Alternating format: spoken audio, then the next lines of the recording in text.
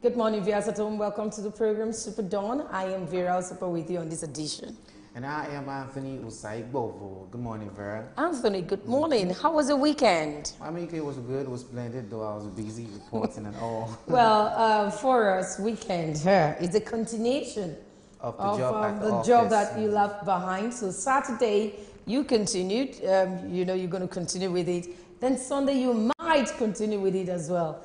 But God help us, we are here for you to entertain, inform you, and give you the best. Well, today on this show, we want to look at something very, very important. And it's high time we look at it. We want to look at human capital development and its challenges in Nigeria. When you talk about human capital and resources, Nigeria is blessed with abundant capital human resources. And one begins to wonder why things are going the way it's going.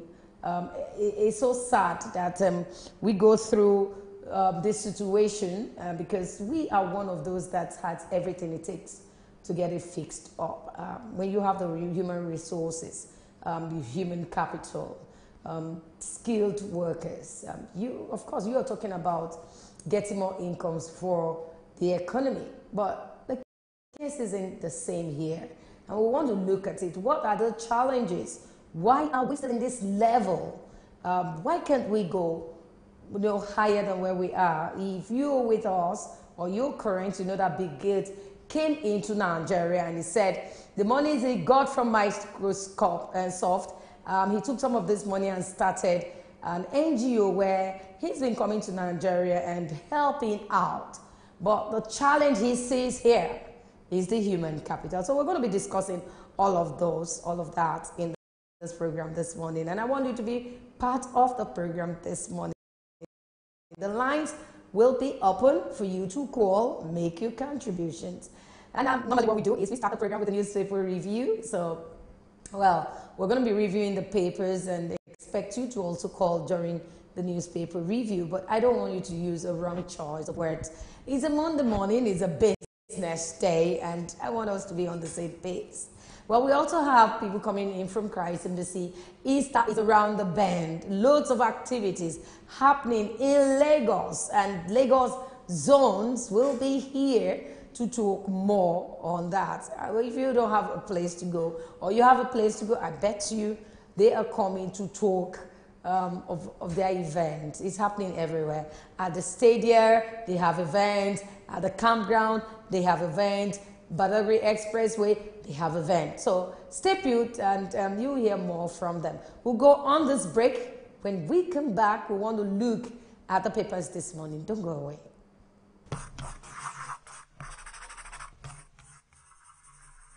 SuperDawn, your daily live current affairs program where topical issues that border on politics, economy, sport, and sizzling national issues are analyzed, now holds every Monday to Friday, 8 a.m. to 10 a.m. on Superscreen television. Let your voice be heard. Join us.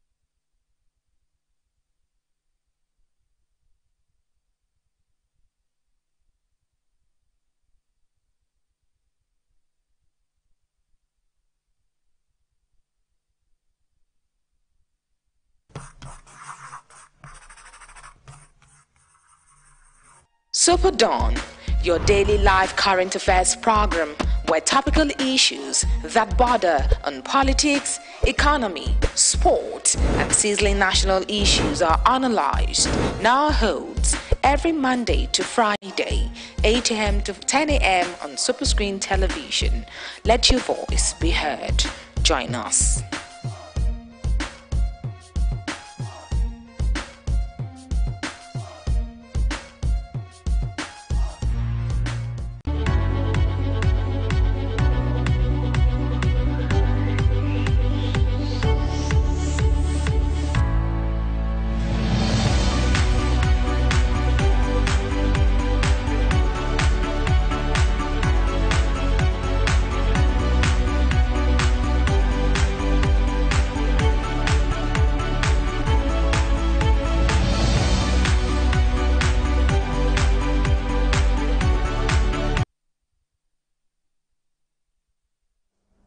Welcome back. We want to start with the Punch this morning. And it says, killings, Danjuma's self-defense call. Evidence of Buhari's failure, says PDP. And I'll just take this right there. It says, ex-army chiefs call an invitation to anarchy, says federal government.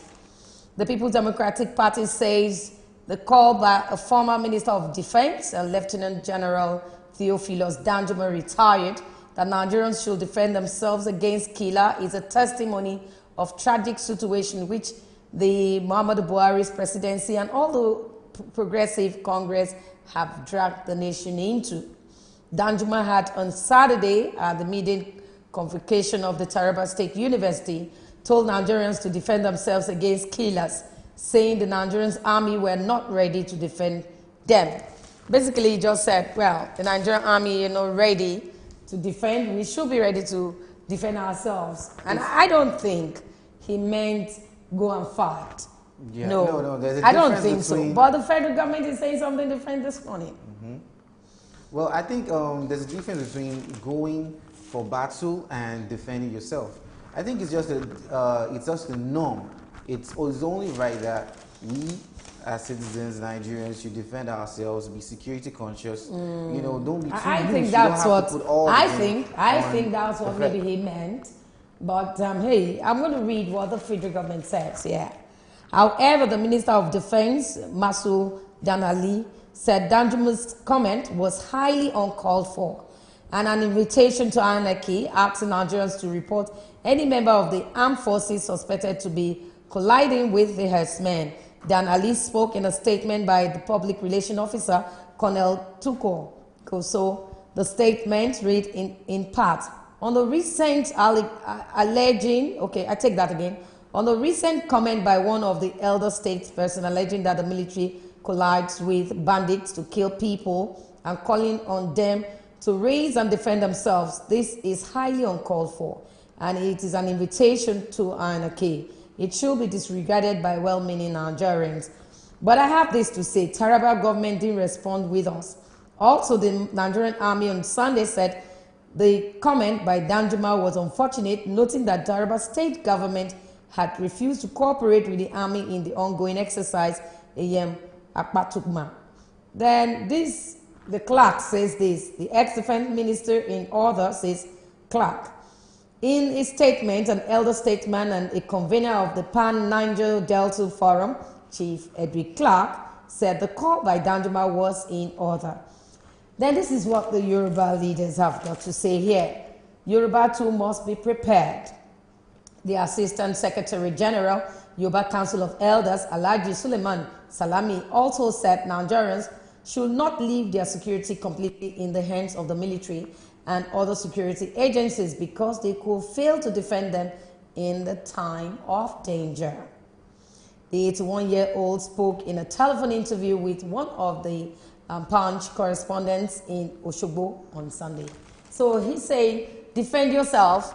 But I think all of this defense and all this comment is not for you to fight physically. That is it. Just be security conscious, I guess.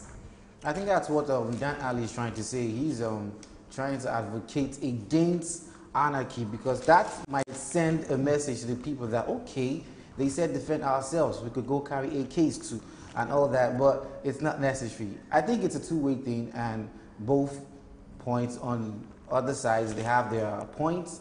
And but regardless, be security conscious, and at the same time, please do involve the police and the security agencies. You can't do it all by yourself. Okay, you can do it all yourself. And we also have this Dapchi schoolgirls reunite with parents under heavy security.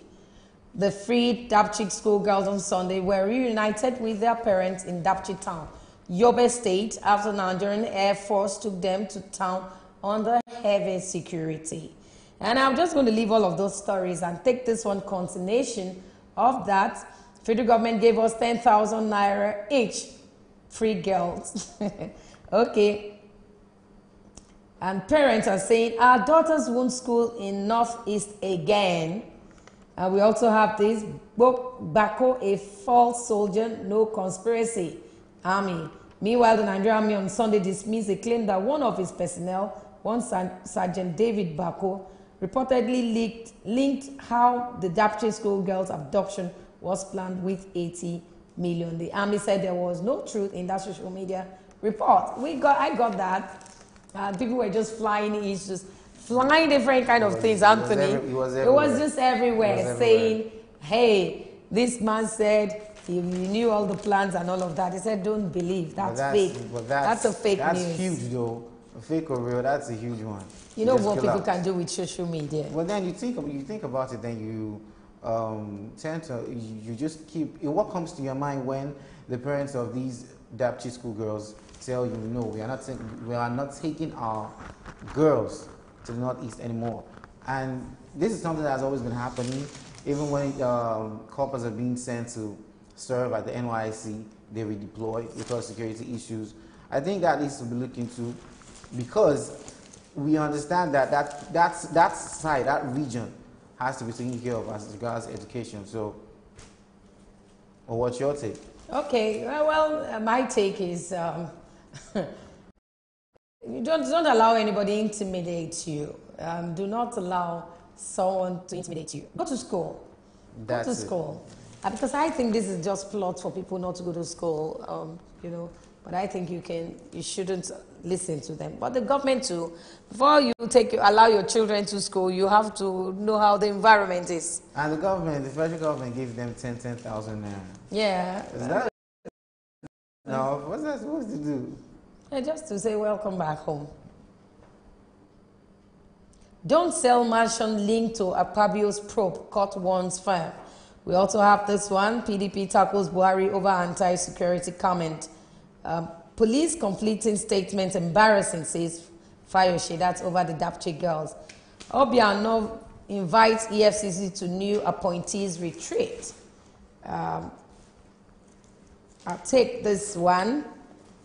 NAS to give more powers to AMCON. That's the debt recovery. Federal government discussing possible ceasefire with Boko Haram, says minister. And he said 111, not 110 abducted Chibol Mohammed. Dapchi girls reunite with parents under heavy security. That's what we can take for the Punch. We take another paper this morning, the Nation. Yes, so the Nation's boldly reads on the we have Danjuma's self-defense outburst sparks by Roe. And we have a big row has broken out over Lieutenant General Theophilus Danjuma's advice that Nigerians should defend themselves when attacked. I'll just leave it there. We've taken that story. And right here, we have Boko Haram, government's Boko Haram and ceasefire talks. And that's on page 45 of the Nation's newspaper. We have the federal government is in talks with Boko Haram about a possible ceasefire. Minister of Information and Culture, Lai Mohammed, said yesterday, according to him, the talks have been going on for some time. He told reporters in Lagos that, unknown to many, we have been in wider cessation of hostility talks with the insurgents for some time now. Okay, that's a good thing. The government's in talks with the Boko Haram insurgents, saying, okay, let's just put a stop to this. Yes, that's I don't know, maybe you call it negotiating or maybe discussion or I don't know, but let them just end it. That's it. But you recall when the federal government said the president is offering repentant Boko Haram sets amnesty if they decide to drop their arms. And this sort of is a part of the negotiation which is having with these people. Don't you think it's going to cause some kind of freedom to those that are going to cause more harm? Freedom, how do you mean? Freedom for people.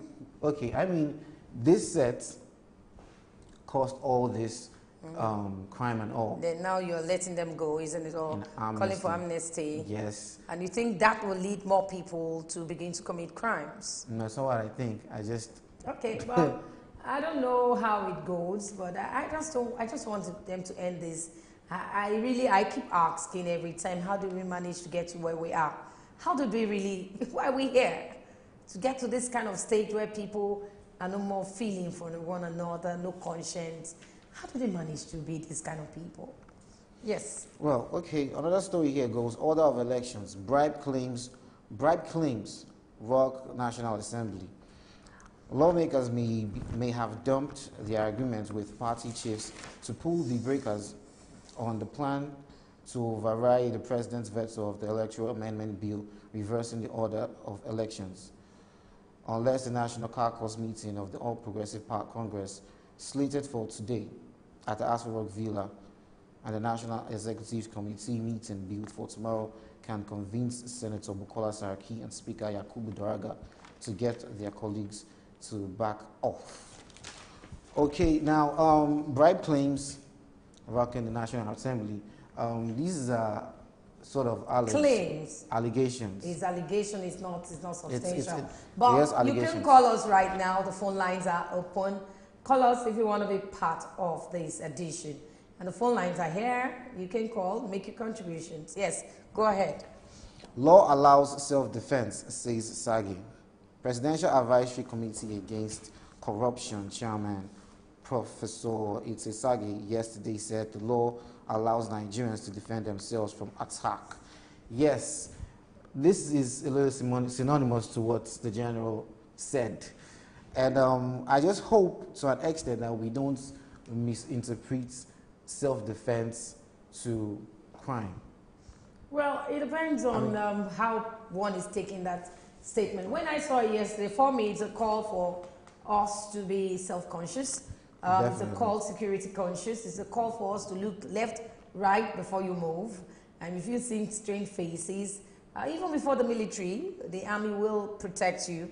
You first need to protect yourself. You first need to be observant in your environment. You need to look. You see strange faces, you can go to the Oba's Palace or Ballet Palace or police station.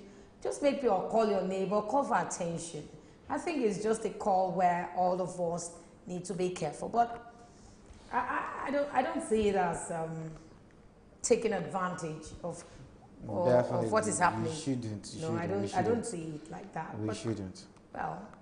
Okay, another story here, which might be the last I'll take for the nation's newspaper, is North's governors hold talks with Miyetti Allah. I'm just going to skip to this paragraph. Shetima said the 19 northern states are worried by the rising insecurity involving herdsmen and farmers. He hoped that their intervention will help in resolving the conflicts. Yes, the North governors having a meeting with the Miyetti Allah, I think that's a good thing.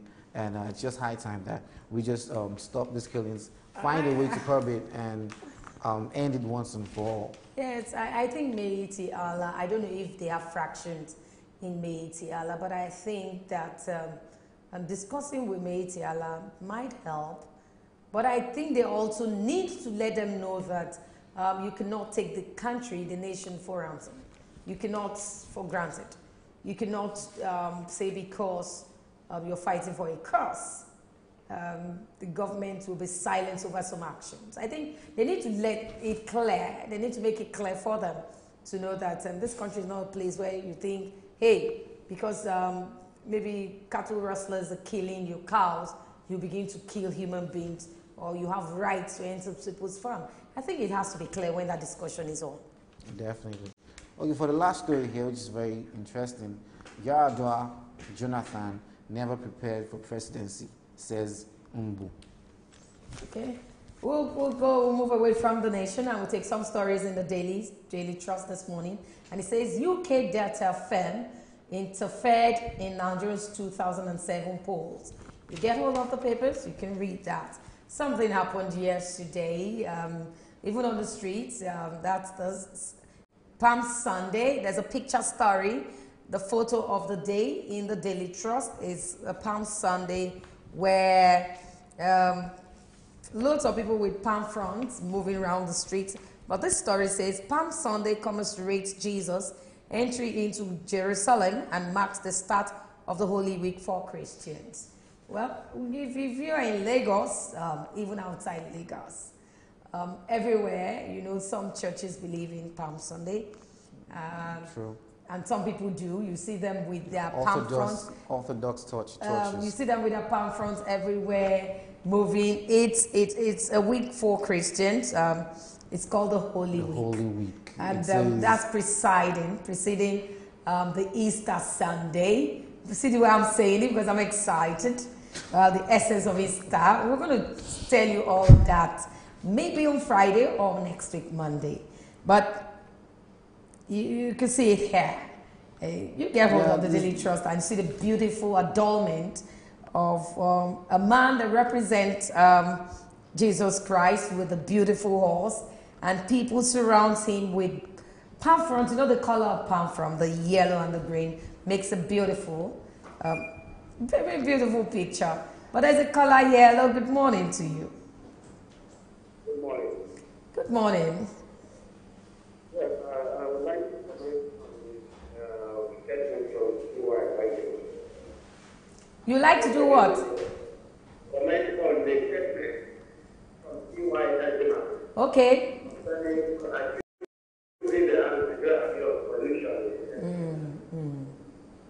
I am available. And I just returned to Lagos 3 weeks ago. Okay. I also visited the area for there is a Nigerian Army barrack located between Benue and Taraba.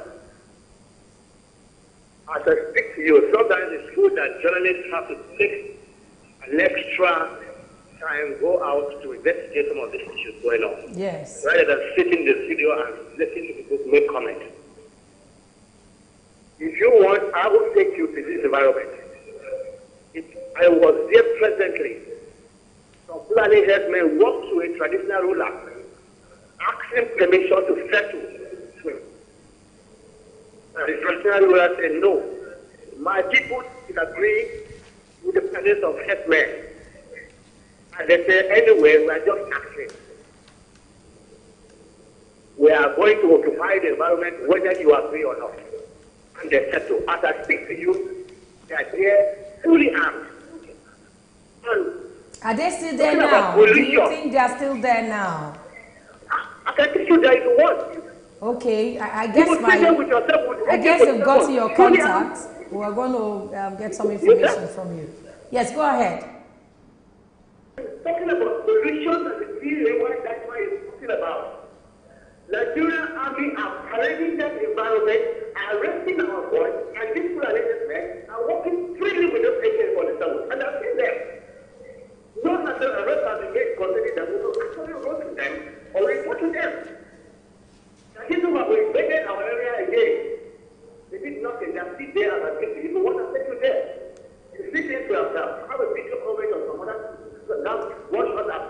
Okay, you need to wrap up. We will get in touch with you after, but continue, wrap up. There's a lot going on between headmen and farmers.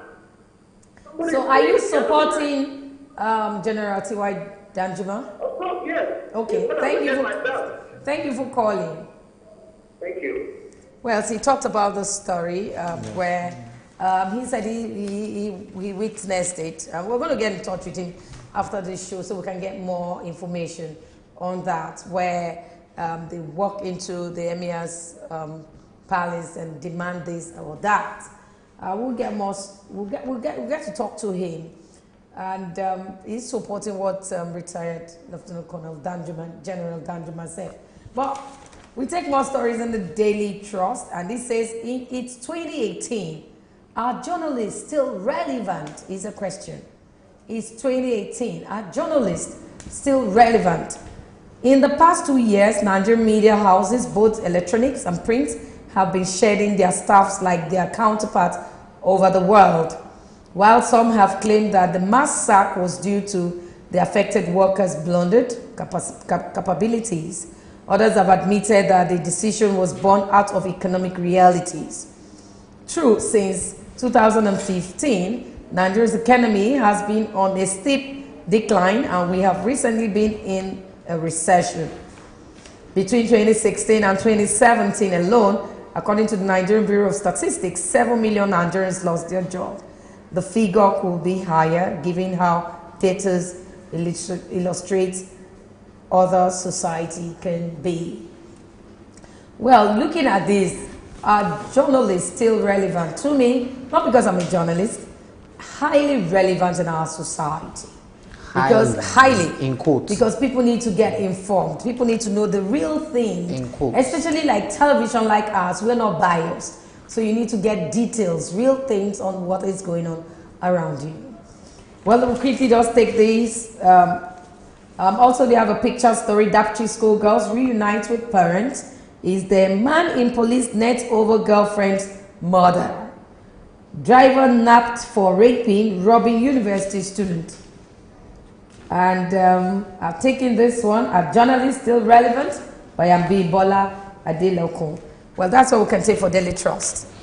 Okay, for the Vanguard newspaper, we have confusion as Dapchi residents await arrival of Leah Sharibu, the one who needs to come back from the insurgents. Well, I just want to implore on the government to do whatever it takes, the necessary action that needs to be put in place to return our girl, because we are proud of her, and her parents are proud of her, and that's the only thing that we at this moment care about as regards to Dapchi. It's important that that girl is back. Lots of social. I say it again that sometimes you don't totally believe the social media. Sometimes you do, but sometimes it gives you wrong information. We pray that she will be back safely. Definitely. The federal government removes 30,000 ghost work officers from police payroll. 30,000 in Nigeria. So people have been forming fake 30,000. policemen. Be careful when you see one. And there are people that are out there that don't have a job. And we have people collecting 2 salaries and the rest of them. It could only amaze you how things work in Nigeria. I think we need to work on our security system. Our security system, our database, it will really help Nigerians, because ministers come out and tell you their jobs. They created thousands of jobs, and it doesn't really reflect in the labor market. Graduates every day, and we don't see the employment coming through. But anyway, that's it for the federal government. And we have Dapchi girls, army denies role in abduction. Definitely. APC chieftains urge party leadership to intervene in Delta crisis. We have chieftains of All Progressive Congress APC in Delta State Chief Dafe Ogenovo, Johnson Ajay Afejuku, and Dapo Joel have called on the national leadership of the party to intervene in the crisis working the state's chapter if the party plans to win the 2019 governorship election in the states. Okay, that's all we can take for this morning. I will go on a break. When we come back, SuperDawn will continue. Please stay with us.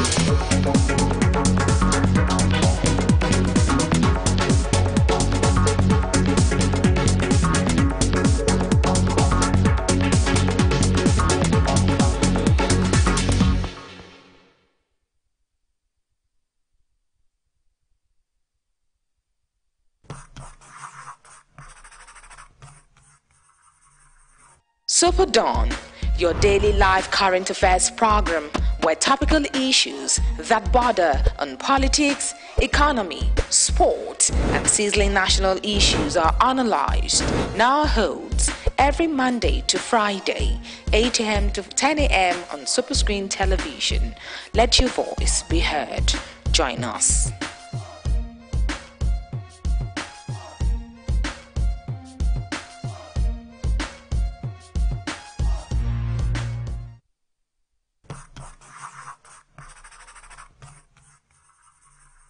SuperDawn, your daily live current affairs program where topical issues that border on politics, economy, sport, and sizzling national issues are analyzed, now holds every Monday to Friday, 8 a.m. to 10 a.m. on Superscreen television. Let your voice be heard. Join us.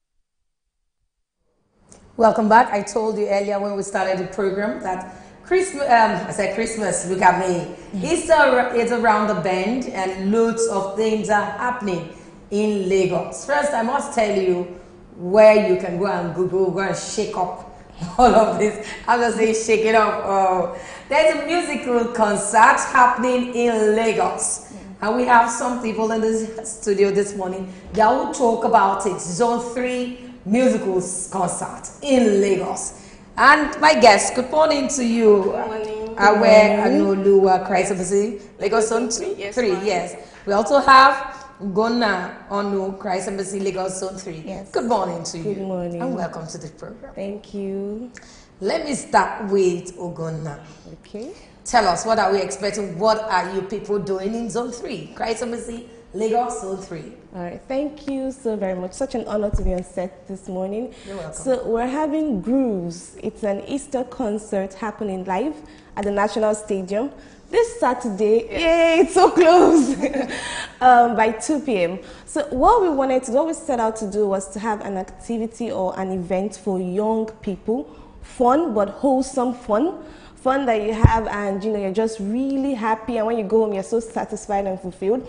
And we know arts, music, drama, comedy, all these things, they're what we love. So we said, let's set up something that would appeal to the young ones, and in the spirit of Easter, have this amazing concert. So that's why we came up with Grooves, and we are ready for Lagos. So wow, I'm feeling like I want to do some dancing. Oh yeah. I'm feeling that it's just 2 days to go.